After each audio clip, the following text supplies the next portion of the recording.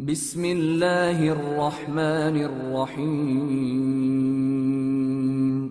شروع اللہ کا نام لے کر جو بڑا مہربان نہایت رحم والا ہے۔ الف لام میم را۔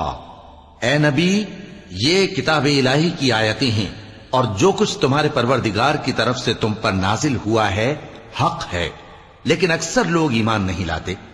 اللہ وہی تو ہے جس نے ستونوں کے بغیر آسمان جیسا کہ تم دیکھتے ہو اتنے اونچے بنائے، پھر عرش پر جلوہ افروز ہوا اور سورج اور چاند کو کام میں لگا دیا۔ ہر ایک میعاد معین تک گردش کر رہا ہے۔ وہی دنیا کے کاموں کا انتظام کرتا ہے۔ اس طرح وہ اپنی آیتیں کھول کھول کر بیان کرتا ہے کہ تم اپنے پروردگار کے روبرو جانے کا یقین کرو۔ اور وہی ہے جس نے زمین کو پھیلایا اور اس میں پہاڑ اور دریا پیدا کیے اور ہر طرح کے میووں کی دو دو قسمیں بنائیں۔ وہی رات کو دن کا لباس پہناتا ہے۔ غور کرنے والوں کے لیے اس میں بہت سی نشانیاں ہیں۔ اور زمین میں کئی طرح کے قطعات ہیں ایک دوسرے سے ملے ہوئے، اور انگور کے باغ اور کھیتی اور کھجور کے درخت۔ بعض کی بہت سی شاخیں ہیں اور بعض کی اتنی نہیں ہوتی، باوجود کہ پانی سب کو ایک ہی ملتا ہے۔ اور ہم بعض میووں کو بعض پر لذت میں فضیلت دیتی ہیں، اور اس میں سمجھنے والوں کے لیے بہت سی نشانیاں ہیں۔ اگر تم عجیب بات سننی چاہو تو کافروں کا یہ کہنا عجیب ہے کہ جب ہم مر کر مٹی ہو جائیں گے تو کیا اثر نو پیدا ہوں گے؟ یہی لوگ ہیں جو اپنے پروردگار سے منکر ہوئے ہیں، اور یہی ہیں جن کی گردنوں میں طوق ہوں گے، اور یہی اہل دوزخ ہیں کہ ہمیشہ اس میں جلتے رہیں گے۔ اور یہ لوگ بھلائی سے پہلے تم سے برائی جلدی سے مانگتے ہیں، یعنی طالب عذاب ہیں، حالانکہ ان سے پہلے عذاب واقع ہو چکے ہیں۔ اور تمہارا پروردگار لوگوں کو باوجود ان کی بے انصافیوں کے معاف کرنے والا ہے، اور بے شک تمہارا پروردگار سخت عذاب دینے والا ہے۔ اور کافر لوگ کہتے ہیں کہ اس پیغمبر پر اس کے پروردگار کی طرف سے کوئی نشانی کیوں نازل نہیں ہوئی؟ اے نبی، تم تو صرف خبردار کرنے والے ہو اور ہر ایک قوم کے لیے رہنما ہوا کرتا ہے۔ اللہ ہی اس بچے سے واقف ہے جو عورت کے پیٹ میں ہوتا ہے، اور وہی پیٹ کے سکڑنے اور بڑھنے سے بھی واقف ہے، اور ہر چیز کا اس کے ہاں ایک اندازہ مقرر ہے۔ وہ چھپی اور ظاہر چیزوں کا جاننے والا ہے، سب سے بزرگ ہے، عالی رتبہ ہے۔ کوئی تم میں سے چپکے سے بات کہے یا پکار کر، یا رات کو کہیں چھپ جائے یا دن کی روشنی میں کھلم کھلا چلے پھرے، اللہ کے نزدیک برابر ہے۔ اس کے آگے اور پیچھے اللہ کے چوکیدار ہیں جو اللہ کے حکم سے اس کی نگرانی کرتے ہیں۔ اللہ اس نعمت کو جو کسی قوم کو حاصل ہے نہیں بدلتا جب تک کہ وہ اپنی حالت کو نہ بدلے، اور جب اللہ کسی قوم کے ساتھ برائی کا ارادہ کرتا ہے تو وہ پھر نہیں سکتی، اور اللہ کے سوا ان کا کوئی مددگار نہیں ہوتا۔ وہی تو ہے جو تم کو ڈرانے اور امید دلانے کے لیے بجلی دکھاتا اور بھاری بھاری بادل پیدا کرتا ہے، اور رعد اور فرشتے سب اس کے خوف سے اس کی تسبیح و تحمید کرتے رہتے ہیں۔ اور وہی بجلیاں بھیجتا ہے، پھر جس پر چاہتا ہے گرا بھی دیتا ہے، جبکہ وہ اللہ کے بارے میں جھگڑتے ہیں، اور وہ بڑی قوت والا ہے۔ کام کا پکارنا تو اسی کا ہے، اور جن کو یہ لوگ اس کے سوا پکارتے ہیں وہ ان کی پکار کو کسی طرح قبول نہیں کرتے، مگر اس شخص کی طرح جو اپنے دونوں ہاتھ پانی کی طرف پھیلا دے تاکہ دور ہی سے اس کے منہ تک آ پہنچے، حالانکہ وہ اس تک کبھی بھی نہیں آ سکتا۔ اور اسی طرح کافروں کی پکار بیکار ہے۔ اور جتنی مخلوقات آسمانوں اور زمین میں ہے، خوشی سے یا ناخوشی سے اللہ کے آگے سجدہ کرتی ہے، اور ان کے سائے بھی صبح و شام سجدے کرتے ہیں۔ چونکہ آیت سجدہ تلاوت کی گئی ہے، لہذا سامعین پر سجدہ واجب ہے۔ ان سے پوچھو کہ آسمانوں اور زمین کا پروردگار کون ہے؟ تم ہی کہہ دو کہ اللہ۔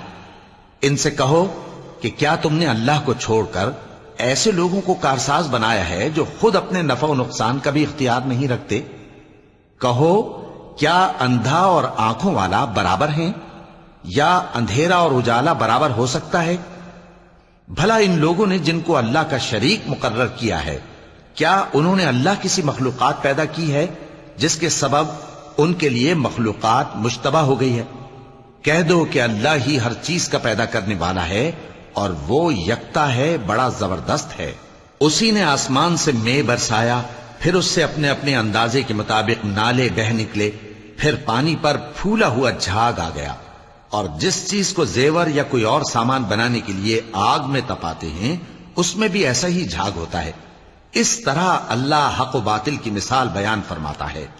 سو جھاگ تو سوکھ کر زائل ہو جاتا ہے، اور پانی جو لوگوں کو فائدہ پہنچاتا ہے وہ زمین میں ٹھہرا رہتا ہے۔ اس طرح اللہ صحیح اور غلط کی مثالیں بیان فرماتا ہے تاکہ تم سمجھو۔ جن لوگوں نے اللہ کے حکم کو قبول کیا ان کی حالت بہت بہتر ہوگی، اور جنہوں نے اس کو قبول نہ کیا اگر روئے زمین کے سب خزانے ان کے اختیار میں ہوں تو وہ سب کے سب اور ان کے ساتھ اتنے ہی اور نجات کے بدلے میں صرف کر ڈالیں، مگر نجات کہاں؟ ایسے لوگوں کا حساب بھی برا ہوگا اور ان کا ٹھکانہ بھی دوزخ ہے، اور وہ بری جگہ ہے۔ بھلا جو شخص یہ جانتا ہے کہ جو کچھ تمہارے پروردگار کی طرف سے تم پر نازل ہوا ہے حق ہے، وہ اس شخص کی طرح ہے جو اندھا ہے، اور سمجھتے تو وہی ہیں جو عقل مند ہیں، جو اللہ کے عہد کو پورا کرتے ہیں اور قول و قرار کو نہیں توڑتے، اور جن رشتوں کے جوڑے رکھنے کا اللہ نے حکم دیا ان کو جوڑے رکھتے اور اپنے پروردگار سے ڈرتے رہتے اور برے حساب سے خوف رکھتے ہیں، اور جو اپنے پروردگار کی خوشنودی حاصل کرنے کے لیے مصائب پر صبر کرتے ہیں اور نماز پڑھتے ہیں، اور جو مال ہم نے ان کو دیا ہے اس میں سے پوشیدہ اور ظاہر خرچ کرتے ہیں اور نیکی سے برائی کو دور کرتے ہیں، یہی لوگ ہیں جن کے لیے عاقبت کا گھر ہے، یعنی ہمیشہ رہنے کے باغات جن میں وہ داخل ہوں گے، اور ان کے باپ دادوں اور بیویوں اور اولاد میں سے جو نیکوکار ہوں گے وہ بھی بہشت میں جائیں گے، اور فرشتے بہشت کے ہر ایک دروازے سے ان کے پاس آئیں گے اور کہیں گے تم پر سلام ہو، یہ تمہاری ثابت قدمی کا بدلہ ہے، اور عاقبت کا گھر خوب گھر ہے۔ اور جو لوگ اللہ سے پختہ عہد کر کے اس کو توڑ ڈالتے اور جن رشتوں کے جوڑے رکھنے کا اللہ نے حکم دیا ہے ان کو قطع کر دیتے اور ملک میں فساد کرتے ہیں، ایسوں پر لعنت ہے اور ان کے لیے برا انجام ہے۔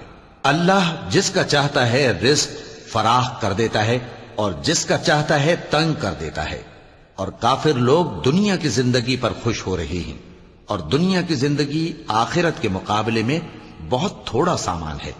اور کافر کہتے ہیں کہ اس پیغمبر پر اس کے پروردگار کی طرف سے کوئی نشانی کیوں نازل نہیں ہوئی؟ کہہ دو کہ اللہ جسے چاہتا ہے گمراہ کرتا ہے، اور جو اس کی طرف رجوع ہوتا ہے اس کو اپنی طرف کا رستہ دکھاتا ہے، یعنی ان کو جو ایمان لاتے اور جن کے دل اللہ کی یاد سے آرام پاتے ہیں ان کو۔ اور سن رکھو کہ اللہ کی یاد سے ہی دل آرام پاتے ہیں۔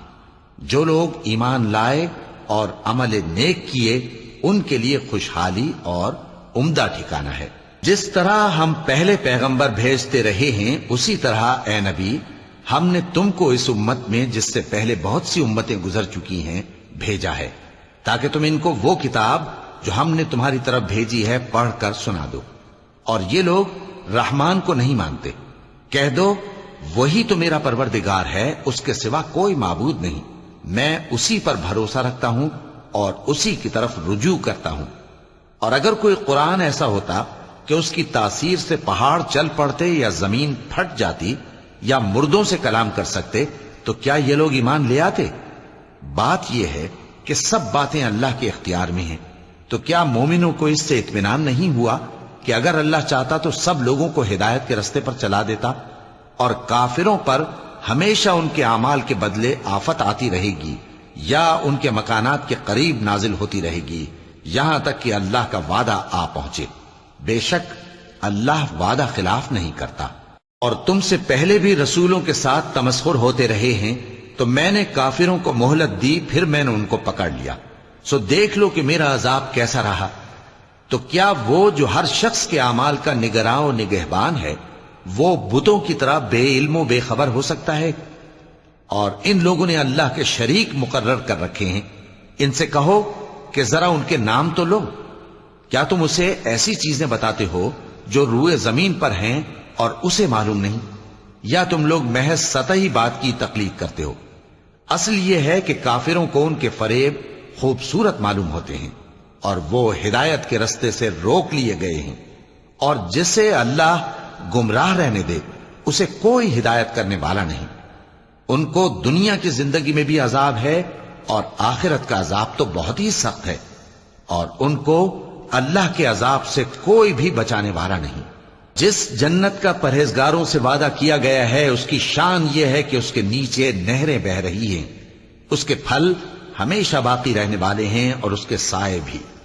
یہ ان لوگوں کا انجام ہے جو متقی ہیں، اور کافروں کا انجام دوزخ ہے۔ اور جن لوگوں کو ہم نے کتاب دی ہے وہ اس کتاب سے جو تم پر نازل ہوئی ہے خوش ہوتی ہیں، اور بعض فرقے اس کی بعض باتیں نہیں بھی مانتے۔ کہہ دو کہ مجھ کو یہی حکم ہوا ہے کہ اللہ ہی کی عبادت کروں اور اس کے ساتھ کسی کو شریک نہ بناؤں۔ میں اسی کی طرف بلاتا ہوں اور اسی کی طرف مجھے لوٹنا ہے۔ اور اسی طرح ہم نے اس قرآن کو عربی زبان کا فرمان بنا کر نازل کیا ہے، اور اگر تم علم آ جانے کے بعد ان لوگوں کی خواہشوں کے پیچھے چلو گے تو اللہ کے سامنے کوئی نہ تمہارا مددگار ہوگا اور نہ کوئی بچانے والا۔ اور اے نبی، ہم نے تم سے پہلے بھی پیغمبر بھیجے تھے اور ان کو بیویاں اور اولاد بھی دی تھیں، اور کسی پیغمبر کے اختیار کی بات نہ تھی کہ اللہ کے حکم کے بغیر کوئی نشانی لے آتا۔ ہر حکم قضا کتاب میں لکھا ہوا ہے۔ اللہ جس چیز کو چاہتا ہے مٹا دیتا ہے اور جس کو چاہتا ہے باقی رکھتا ہے، اور اسی کے پاس اصل کتاب ہے۔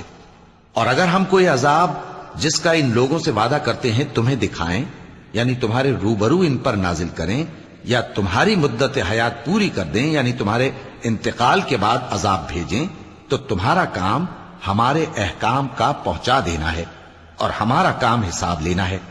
کیا انہوں نے نہیں دیکھا کہ ہم زمین کو اس کے کناروں سے گھٹاتے چلے آ رہے ہیں؟ اور اللہ جیسا چاہتا ہے حکم کرتا ہے، کوئی اس کے حکم کا رد کرنے والا نہیں، اور وہ جلد حساب لینے والا ہے۔ جو لوگ ان سے پہلے تھے وہ بھی بہتیری تدبیریں کرتے رہے ہیں، سو تدبیر تو سب اللہ ہی کی ہوتی ہے۔ ہر شخص جو کچھ کر رہا ہے اللہ اسے جانتا ہے، اور کافر جلد معلوم کر لیں گے کہ آخرت میں اچھا انجام کس کے لیے ہوتا ہے۔ اور کافر لوگ کہتے ہیں کہ تم پیغمبر نہیں ہو۔ کہہ دو کہ میرے اور تمہارے درمیان اللہ اور وہ شخص جس کے پاس کتاب آسمانی کا علم ہے بطور گواہ کافی ہے۔ صدق اللہ العظیم۔